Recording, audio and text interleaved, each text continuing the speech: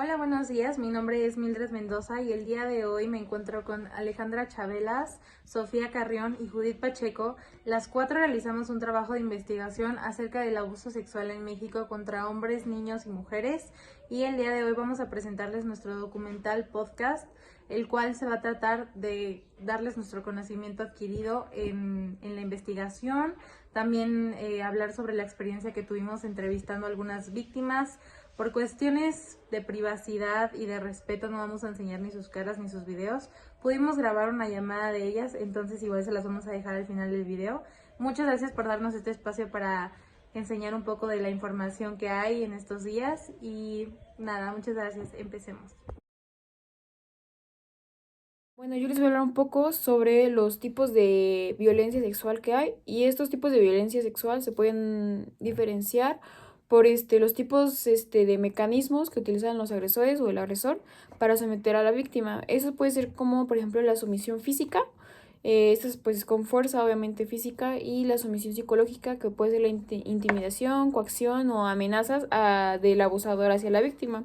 Y también puede ser la sumisión por sustancias químicas, que esto podría ser alcohol, drogas, entre otras cosas, que esto podría anular la capacidad de decisión o de defensa de pues la víctima. Bueno, y el primer tipo de violencia sexual sería la agresión sexual, y esta se define como el acto o cualquier tipo de acto que atenta contra la libertad sexual de una persona con violencia o intimidación.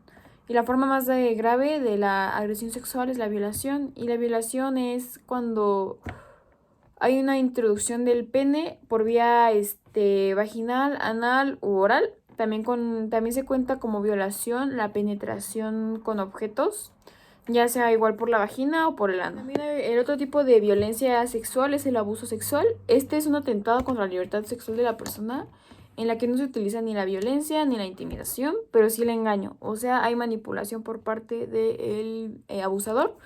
Y pueden ser caricias, proposiciones verbales explícitas, penetración oral, anal y vaginal. Y bueno, se incluyen los abusos cometidos a personas que no presentan conocimiento válido porque tienen alguna discapacidad de conciencia o de toma de decisiones, como por ejemplo menores de edad, personas con problemas mentales y personas con discapacidades físicas. En esta parte también entran las personas que están intoxicadas, que también el mismo abusador pudo haber intoxicado a la persona, personas que estén en coma, entre otras personas. Ya como último tipo de violencia sexual tenemos el acoso sexual. Y esta es la exigencia de favores dentro del sexual, en el que el acosador aprovecha generalmente una situación de superioridad. Ya puede ser laboral, docente o similar. O sea, esto quiere decir que puede ser, el acoso sexual puede ser por parte de tu profesor, por parte de tu jefe, etcétera. Y pues bueno, la no aceptación del acoso conlleva castigos y amenazas para la víctima. También se incluye el ciberacoso, en el que consta pues el uso de aparatos electrónicos como pues el internet, teléfonos móviles, correos y redes sociales. Y para manipular a la víctima, normalmente los abusadores pues amenazan a las víctimas con tal de recibir favores sexuales. Hola, mi nombre es Judith Pacheco López. Voy a estar hablando un poco sobre el abuso sexual, por quién realizó este acto y los efectos que puede causar a largo plazo. El abuso es un tipo de actividad sexual en el que no das tu consentimiento y el agresor puede usar drogas, sustancias ilícitas o amenazas para abusar sexualmente de su víctima. El abuso incluye violación y coerción sexual. Es más frecuente que una víctima sufra abuso sexual por alguien conocido. Puede ser algún pariente, algún ex o hasta la propia pareja. Y es menos frecuente que sea como de algún extraño. Es más frecuente que sea con alguien con el que tienes o has tenido relación en algún momento de tu vida. Las mujeres y los hombres cometen abuso sexual, pero más del 90% son los hombres quienes cometen abuso sexual hacia las mujeres. Las personas que sufrieron abuso sexual pueden tener como algún efecto a largo plazo, como dolores de cabeza, dificultades para conciliar el sueño, salud física o mental, asma y síndrome del intestino irritable, ansiedad, depresión o infecciones de transmisión sexual. Hola, buenos días. Mi nombre es Mildred Mendoza. Yo soy Sofía Carrión. Y el día de hoy vamos a hacer un podcast acerca del abuso sexual en México contra niños, hombres y mujeres. Quisiera empezar hablando de un poco de la investigación que se realizó estadísticamente. Se han hecho varios estudios de 2021 a 2023 y se ha comprobado que lamentablemente nuestro país es el número 1 de abuso sexual. Estadísticamente también está comprobado que de 1000 casos solamente se reportan 100 y de esos 100 el 10% solamente llega a juicios y solamente el 1% es el que llega a tener sentencia. También es importante que sepan que casi la mayoría de los casos son provocados por alguien que está en el entorno de la víctima o incluso de su familiar. Y por estas razones muchas víctimas expresan lo que pasa, pero la familia no les cree o no tienen apoyo en ella, justo por razones como, ay, que no se vaya a ir nuestra familia abajo o vamos a quedar mal enfrente de todos, etcétera. Y por eso es que también las víctimas hablan hasta 50 años después del suceso que han pasado. ¿Tú qué opinas acerca de cuando un hombre o un niño sufre un abuso sexual, que llegan a ser homosexuales en un futuro? ¿Crees que esto tenga algo que ver o que no? La verdad, después de haber escuchado a las personas a las cuales entrevisté, sí te das cuenta de que callan mucho a los hombres. No, o sea, probablemente puede sonar un poquito controversial el hecho de que no defiendan a las mujeres, claro que lo hago, pero sí muchas veces sufren más los hombres por este arrepentimiento, el cual no los va a hacer, y esta sociedad la cual no lo va ni a validar ni a apoyar, y la verdad es que sí es un tema bastante complejo y muy sensible para muchas personas. Entrevistas y no sé si nos puedas comentar un poco en el podcast. Sí, la verdad es que sí es un poco complejo de escuchar. La verdad es que es un tema, yo creo que no hay manera de preguntar este tipo de cosas. La verdad es que siempre estás buscando la manera de preguntar algo que no vaya a lastimar a la otra persona, porque es un tema bastante sensible. Y uno se da cuenta de que no solamente empiezan desde los 8 meses, 8 años, 18 años, o sea, todo el tiempo hay como ese riesgo, ¿sabes? Entonces, y es súper complejo de que las mujeres intenten hablar y expresarse y decir algo al respecto, y cosas como las autoridades cuestionen no solamente tu realidad, sino tu sentir y lo que te pasó. Entonces, y la verdad es que vivimos en una sociedad en la cual o te reprimen o te critican, y muchas de estas víctimas están como, siento yo, que están como obligadas a después seguir un tratamiento psicológico. No solamente para sanar, obligadas a después seguir un tratamiento psicológico. No solamente para sanar ellas, sino que también su entorno. Y muchas y muchos de las personas a las cuales entrevisté, sí, no se ven a sí mismas como víctimas, pero tampoco se ven como personas normales. Entonces siento que socialmente debería ser un poquito más aceptado y comprendido para que estas personas puedan desenvolverse de la manera correcta, no solamente social, sino emocional y mentalmente. ¿Y de qué de la primera víctima, cómo fue su violación? Esta persona tenía 8 años, le empezaron a violar a los 8 años y quedó embarazada a los 12 años. Tiene una niña la cual se le obliga a tenerla, ella no la quería tener, y era su hermano quien la violaba. Entonces, años después, empezó a hablar del tema, salió a la luz, empezó a ir a terapia y un montón de cosas. La verdad es que siento que es un progreso lento, pero es progreso. Y siento que eso es lo importante, y el que se haga justicia ante ese tipo de cosas. Porque es inhumano lastimar y agredir y no solamente no fomentar en tu casa un espacio seguro entre hermanos, sino que también es una criaturita de 8 años. No está bien. Y es lo que decía hace rato de las investigaciones, cómo es que en la mayoría de las violaciones pasan en el entorno familiar sin que nadie se dé cuenta, o muchas veces porque es el hermano. Igual tuvimos otra entrevista donde igual la niña se tuvo que ir al DIF porque la familia no le creía simplemente porque decía que era el hermano. Entonces igual esto sirve como una reflexión muy buena. Igual no sé si nos quieras poder platicar de la segunda entrevista que realizaste. Sí, la segunda entrevista yo creo que fue la más fuerte porque fue una persona que conozco y que estimo mucho. Iba saliendo de la secundaria, esta persona tomaba el camión y era de noche, se le habían ido varios camiones y no encontraba y estaba en la calle, se ponía a llover, ¿no? Todo así de película y súper trágico.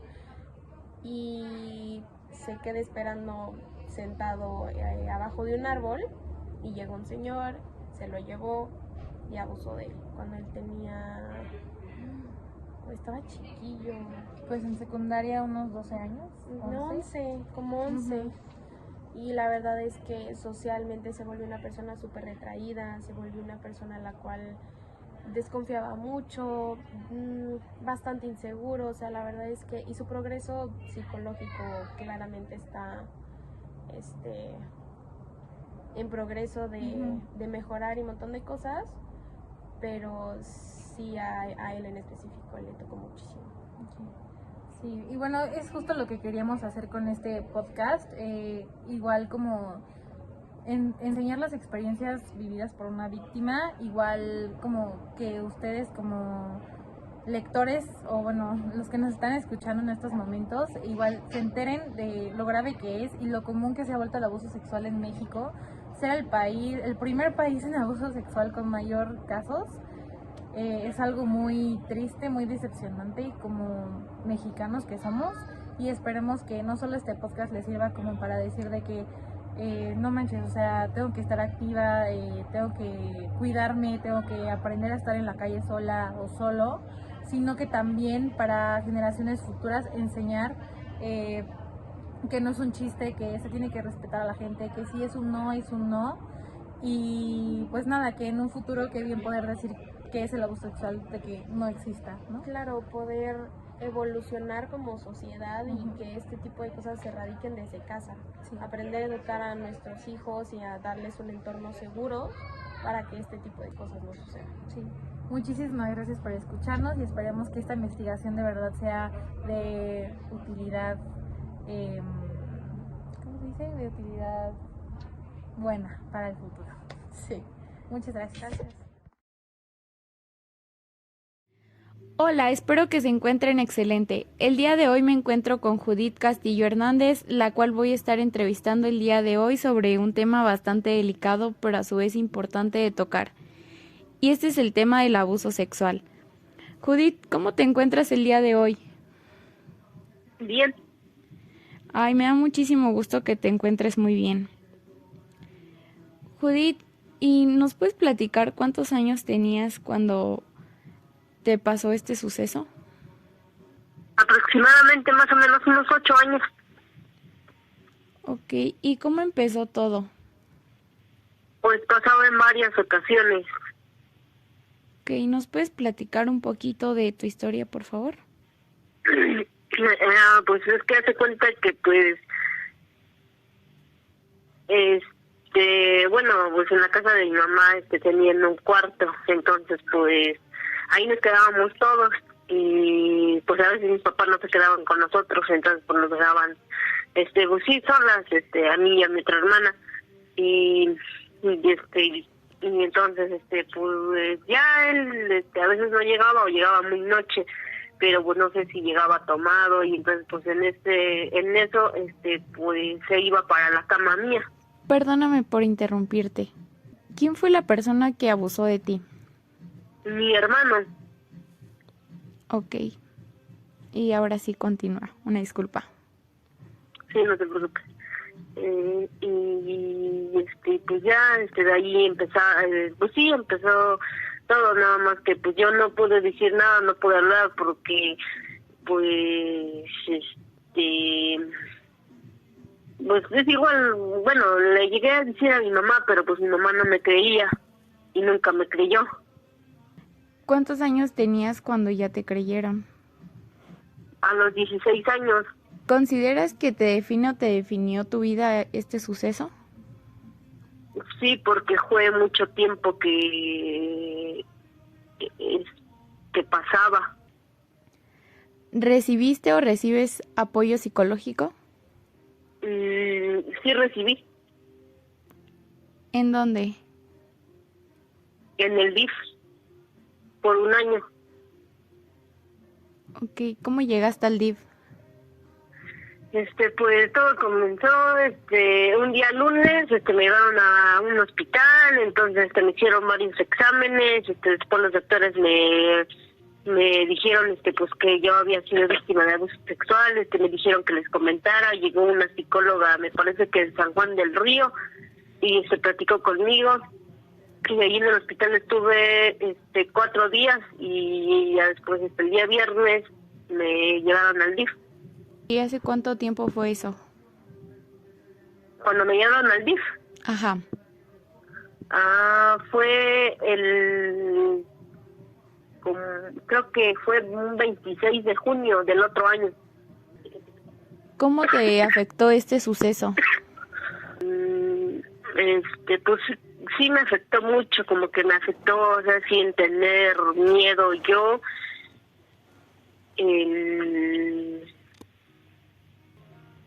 Creo que nada más. Ok. ¿Consideras que afectó socialmente tu suceso? Sí. ¿Cómo?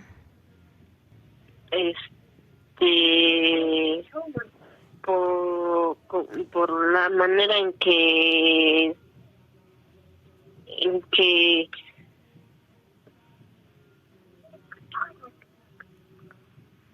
por la manera en que se acercaba a mí. Ok. ¿Hablas abiertamente del tema? No. ¿Cómo crees que sería tu vida si este suceso no hubiera pasado? Distinta, porque soy una persona que soy muy insegura. ¿Crees que se hace justicia en este tipo de casos? Sí, hablando, y que las mujeres que pasan por esto no se queden calladas, y sobre todo ser escuchadas. Ok. ¿Qué consideras que es importante para evitar que siga pasando?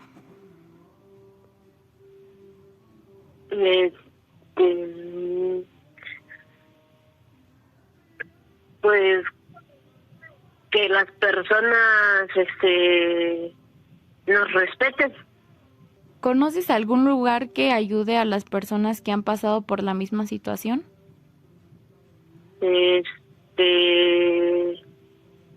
No. Todo. Te quiero agradecer infinitamente por aceptar hablar sobre este tema y compartirnos tu historia. Te quiero decir que eres una persona muy valiente y que tiene mucho valor para poderlo platicar y sobre todo pues enfrentarlo. Y igual, muchas gracias por escucharme y tomarme en cuenta.